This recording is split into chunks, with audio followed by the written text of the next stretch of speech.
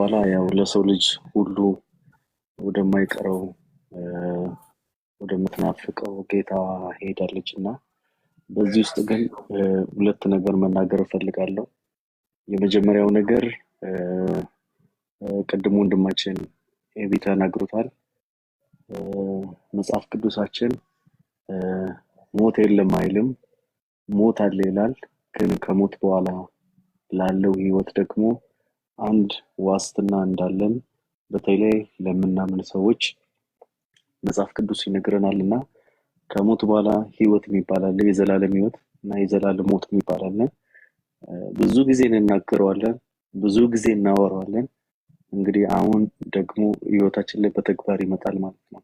ከሞት በኋላ ከስጋዊ ሞት በኋላ የዘላለም ህይወት የሚባል አለና አሁን እህታችን ኤሚ የሄደችበት የዘላለም ህይወት ኢየሱስ ክርስቶስን የግል አዳኙ አድርጋ አንተ ሞተልኛል፣ ስለኔ ኃጢአት መስቀል ላይ ሞታል፣ ስለዚህ ይሄንን አምናለሁ ብላ የህይወቷ ጌታና መድኃኒት አድርጋ ስለተቀበለች ወደ እርሱ እቅፍ ነው የምትሄደውና ወደ ዘላለም ሞት አትሄድም ማለት ነው በእርሱ ስላመነች።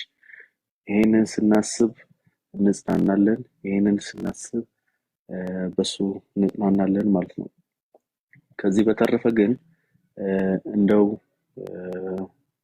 ይሄ የሚከለክል ነገር ይኖራል ብዬ ስለማላስብ ቅድም ወንድማችን ኤቢ እያለ ነበረ፣ በህይወታችን ምን እንደሚፈጠር አናውቅም። ሁላችንም ሰልፍ ላይ ነው ያለነው፣ ረድፍ ላይ ያለነው፣ የሞት ሰልፍ የሞት ረድፍ ላይ ነው ያለነው እና ሁሌ እንደምናገር ከ5 ደቂቃ በኋላ በህይወታችን ምን እንደሚፈጠር አናውቅም እና ይሄንን ነገር እንድታስቡበት ወገኖች ያድራላችኋለሁ። እዚህ ውስጥ ያላችሁ 330 ሰዎች ይሄን ቃል ሰምታችኋል። ይሄን ቃል እንድትሰሙ ነው ክርስቶስ የሚፈልገው። መዳን የሚገኘው በኢየሱስ ነው። ማምለጥ የሚገኘው ቅድም የነገርኳችሁ የዘላለም ህይወት የሚገኘው በክርስቶስ ኢየሱስ ነውና ይህንን ህይወት ለማግኘት ክርስቶስ ኢየሱስን የህይወታችሁ አዳኝና ጌታ አድርጉላለሁ። በዚህ እድለኛ ናት ኤሚ ኢየሱስን ስላወቀች ማለት ነው። ወዳጆቿ እንግዲህ ነገ እሷን መሰናበት የምትፈልጉ ተነግሯል ብዬ አስባለሁ። ነገ ከጠዋቱ 3 ሰዓት ጀምሮ ቦሌ በሚገኘው ዩጎ ቤተክርስቲያን ወዳጆቿ፣ ቤተሰቦቿ፣ አገልጋዮች፣ የተከበሩ እንግዶች በተገኙበት አሸኛኘት ይደረጋልና በዚያ እንድትገኙ አደራላለሁ። ሁላችሁንም ኢየሱስ ክርስቶስ ይወዳችኋል። በመጨረሻም እናንተ ደካሞች ሸክም የከበዳችሁ ሁሉ ወደ እኔ ኑ እኔም አሳርፋችኋለሁ የሚል እግዚአብሔር ቃል አለና ይሄ ቃል መጽናኛ ቃላችን ነው። ማንም በተለያየ ሁኔታ ውስጥ ያለ ሸክም የከበደው ሁሉ ወደ ኢየሱስ ክርስቶስ ይምጣ። ኢየሱስ ክርስቶስ ረፍት ይሰጣል። ተባረኩ።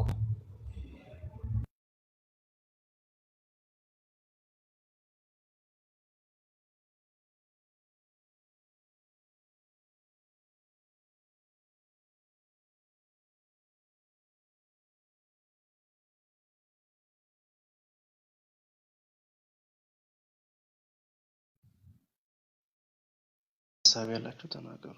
ቀጥሉ።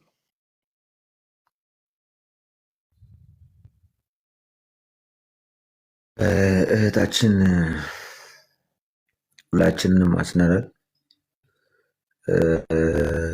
ነፍሷን በአጸደ ገነት ያኑረው። እናም አሁን ላይ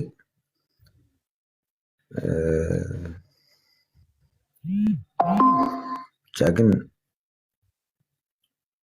የምሬን ነው የምላችሁ፣ ቪዲዮ አብርቼ እያለቀስኩ ቢሆን ደስ ይለኝ ነበረ። ያ ምንም ዋጋ የለውም እና ፈጣሪ ነፍሷን ከደጋጎች ከአብርሃም እና ከይስሐቅ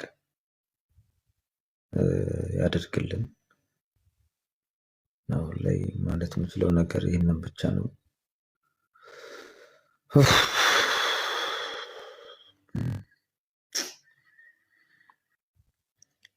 በጣም ልብ ሰባሪ ሐዘን ነው። እግዚአብሔር ያጽናልን።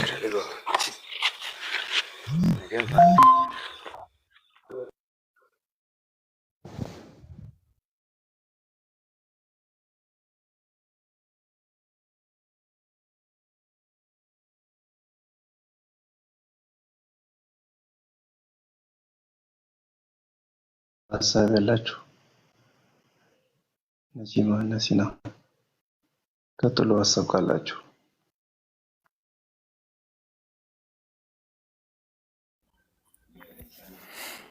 ሰላም ይብዛላችሁ ቅዱሳን፣ እንደምን ቆያችሁ?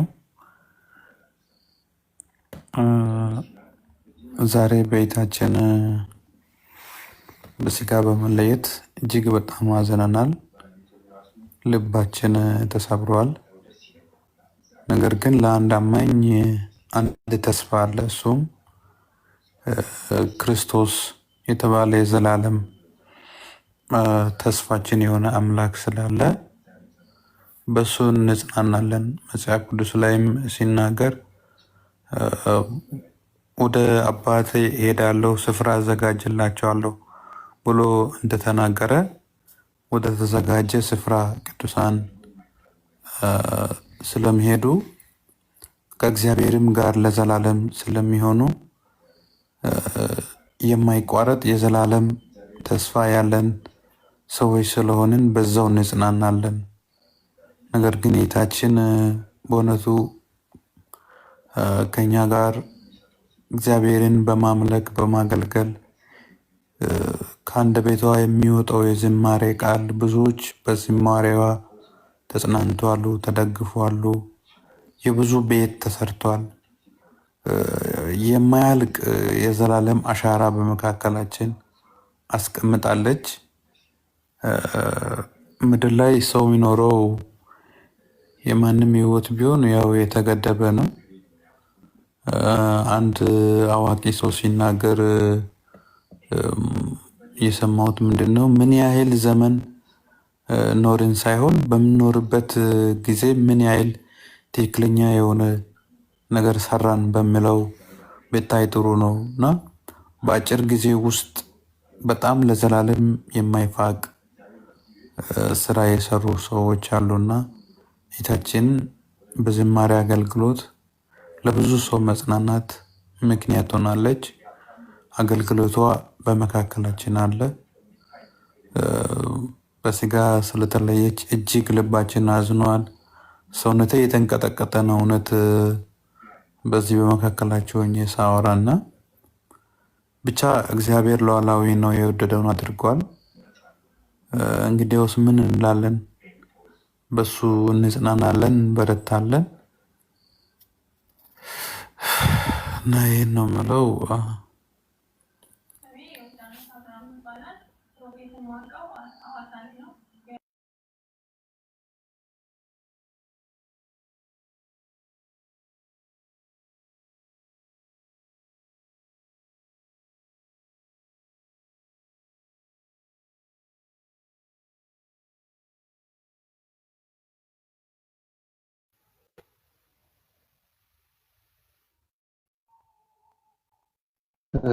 ቀጥሎ መናገር ትችላላችሁ።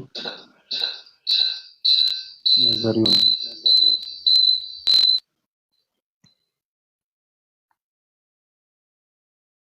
ሁላችሁንም ሰላም ብያለሁ። እግዚአብሔር ጸጋና ሰላም ይብዛላችሁ። ያው እንግዲህ እንደ ሰው እህታችን በስጋ በማለፍ ሁላችንም አዝነናል፣ ያሳዝናል። ግን ደግሞ ወደ አገለገለችው አምላክ ወደ እግዚአብሔር ነው የሄደችውና ወደ ተሻለ ቦታ ነው የሄደችው። እህታችን በክርስቶስ ሕይወት ያገኘች የት ነችና ከዛ የተነሳ ወደ ምትወደው ወደ አገለገለችው ወደ ተሻለ ቦታ ነው የሄደችው። በዚህ ደስ ይለናል፣ እግዚአብሔር ፈቃድ ስለሆነ። በሷም ሕይወት የሆነው የእግዚአብሔር ፈቃድ ስለሆነ በእግዚአብሔር ፈቃድ ሁሌም ደስ ይለናል። እኛ እንግዲህ ሁላችንም እዚህ ያለን ወንድሞች የሚያወሩ ነበር ከቀደም ጀምሮ። በምድር ላይ ሕያው ሆኖ ለዘላለም የሚኖር አንድም ሰው የለም። የተወሰነ የተገደበ እድሜን የተሰጠን በምድር ላይ።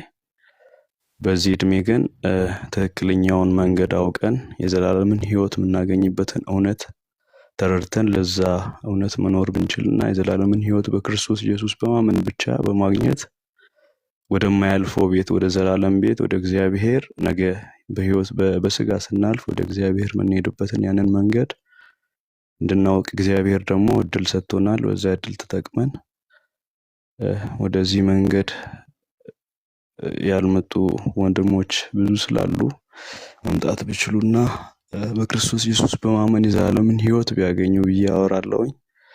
በተረፈው እግዚአብሔር ለቤተሰቦቿ፣ ለወዳጆቿ እንዲሁም ለቤተ ክርስቲያን አገልጋዮች በሙሉ መጽናናትን እመኛለሁኝ። አመሰግናለሁ።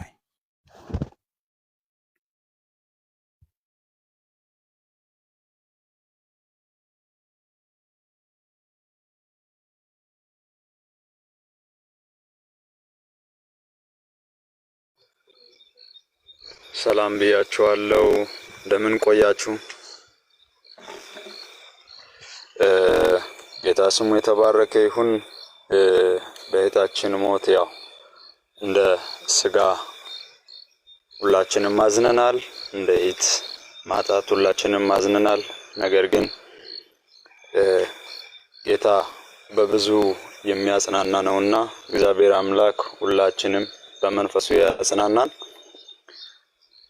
አንዳንድ ኮሜንቶችን እያየው ነበር እና በጣም የሚያሳዝኑ ኮሜንቶችን እያየው ነው። ጌታ ግን በብዙ ይረዳናል። እግዚአብሔር ቤተሰቦቿንና የቅርብ ወዳጆቿን ቤተክርስቲያንንና በመዝሙሯ የተባረኩትን ሁሉ ጌታ ያጽናናቸው ማለት እወዳለሁ። ነገር ግን ይህን እያልኩ አንድ ነገር ትዝ አለኝ።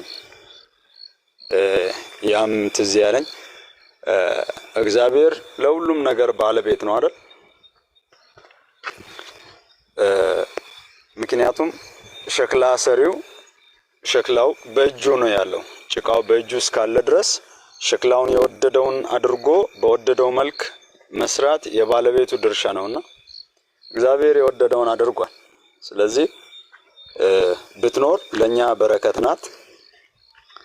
ነገር ግን እግዚአብሔር ፈልጓታልና ሊያሳርፋት በእቅፉ ሊያደርጋት ወዷል። ስለዚህ እግዚአብሔር የወደደውን ነገር አድርጓል። በእግዚአብሔር ፍቃድ ላይ የመናገሩ ድፍረት የለንም። ስለዚህ እግዚአብሔር የወደደውን አድርጓል። እሱ በወደደው ደግሞ እኛ ደስተኞች ነን። በምንም የምናዝንበት ነገር አይኖርም። በእግዚአብሔር ለሐሳብ መስጠት አንችልምና። ስለዚህ መጽሐፍ ሲናገር ዮሐንስ 14 ላይ ከቁጥር 1 ጀምሮ በእኔ የሚመኑ አለ ጌታ አይደል? በአባቴ የሚመኑ እና ጌታችን በእርሱ አምናለች፣ እያገለገለች ወደ እረፍቷ ሄዳለች። ስለዚህ እያንዳንዳችን ሁላችን ተራችንን እየጠበቅን ነው። በተራችን ነው ያለነው። በተራችን እኛም እንሄዳለን ወደሷ ወይም ወደ አባታችን።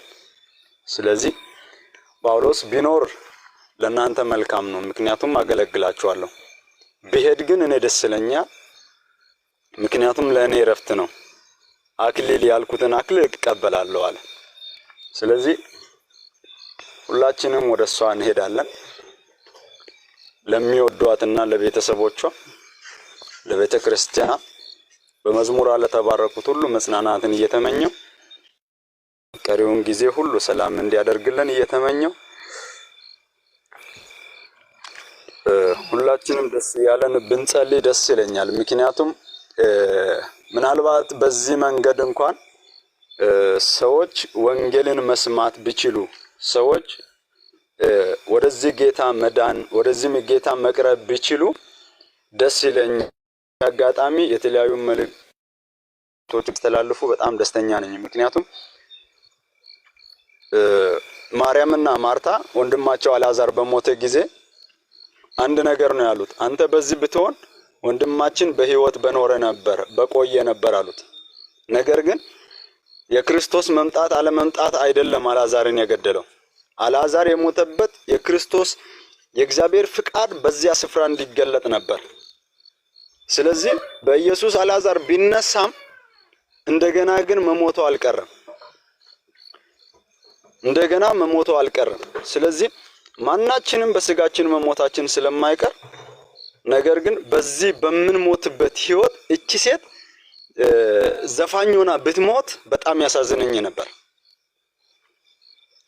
ወይም ከጌታ ቤት ባክ አርጋ ብትሞት በጣም ያሳዝነኝ ነበር። ወይም እየሞተች ብታዝን ይህን ጌታ ባላገለግለው የሚል የስንፍና ቃል ከአንደበቷ ወጥቶ ብትሞት በጣም ያሳዝነኝ ነበር። ነገር ግን እሷ በጌታ ጸንታ ነው የሞተችው። ታስታውሳላችሁ ፓስተር ካሳውን የጠየቃት ጊዜ ምናልባት ዛሬ ብትሞቺ ወምትሞቺበት ቀን ደርሶ ለመጨረሻ ጊዜ መድረክ ብትሰጥሽ የምትዘምሪው መዝሙር ምን ነበር ብሎ ሲጠይቃት በጣም ደስ የሚለኝን ሐሳብ ነበር። ማለት ከሌላ ሰው ሊጠብቀው የማልችለውን ነገር ነው የተናገረችው እና ተስፋ አድርጋዋለች። ወዴት እንደምትሄድ አውቃለች። ማን ጋር እንደምትጠጋ አውቃለች። እና በጣም ደስ ይለኛል። እሷ አርፋለች። እኛ አሁን በዚህ ምድር ላይ በብዙ ሁኔታዎች ውስጥ እናልፋለን። ነገር ግን የሷ ማለፍ ወደ ጌታ ነው፣ የሷ መሄድ ወደ ጌታዋ ነውና በዚህ ደስ እየተሰኘን፣ ነገር ግን ስጋ ከስጋ በሚለይበት ሰዓት ያሳዝናልና ስጋችን ያዝናልና ለቤተሰቦቿና ለቤተክርስቲያን በመዝሙሮቿ ለተባረኩ ለሁሉ መጽናናትን እየተመኘው ጌታ በብዙ ያጽናናን እላለሁ። ተባረኩ።